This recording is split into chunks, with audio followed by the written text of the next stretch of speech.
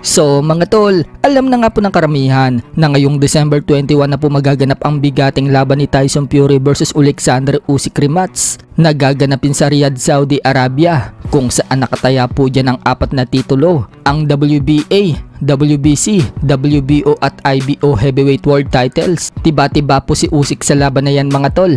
Ayon po kasi sa inilabas na report, tumataginting na 114 million US dollars ang kikitain ni Usyk sa laban, habang 76 million US dollars naman ang kikitain ni Tyson Fury. 60-40 nga po ang hatian nila dyan mga tol, lamang kay Usyk.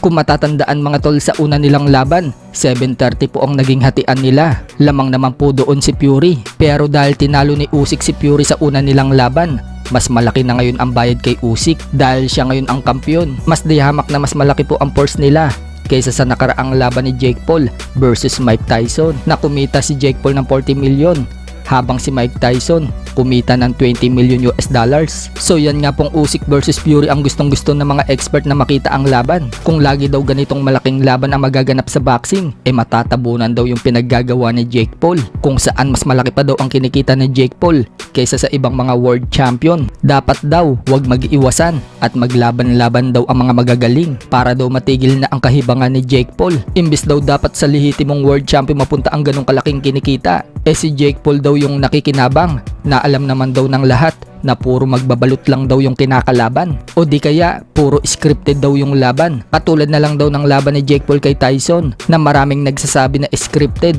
Samantala, ang lupit po ng trailer na inilabas sa laban ng Fury versus Usyk, parang pelikula ang tema. Sa video kasi mga tol, bawat galaw ni Fury, mukha ni Usyk ang nakikita niya. Ganon din si Usyk mga tol, bawat galaw niya, mukha ni Fury ang nakikita niya. Kaya ang galing ng pagkakapromote ng laban na yan mga tol. Pero kakaiba yan mga tol dahil hindi yan pelikula, kundi totoong laban na magaganap. Sa kabilang banda naman mga tol, ngayong darating na December 6 araw ng Biyernes na po ang laban ng Pinoy middleweight prospect na si Wiljon Mindoro sa isang exhibition match sa Dubai kontra kay Australian Joel Camilleri. Nagpakita na nga po ng kondisyon na katawan itong si Camilleri mga tol. Makikita na bato-bato ang katawan niya. Mukhang pinaghandaan talaga niya yung Pinoy. Aniya, minentain umano niya ang timbang niya sa 77 kg sa loob ng isang linggo. At ngayon, fit at strong at ready na daw siya sa bakbakan. Mukhang hindi pwedeng magpakumpiyansa si Mindoro sa laban na yan mga tol. Bukod po kasi sa nagpakita ito ng bato-batong katawan, nagpakitang gilas din sa mid-session itong si Camilleri. Malalakas na suntok po ang binibitawan niya.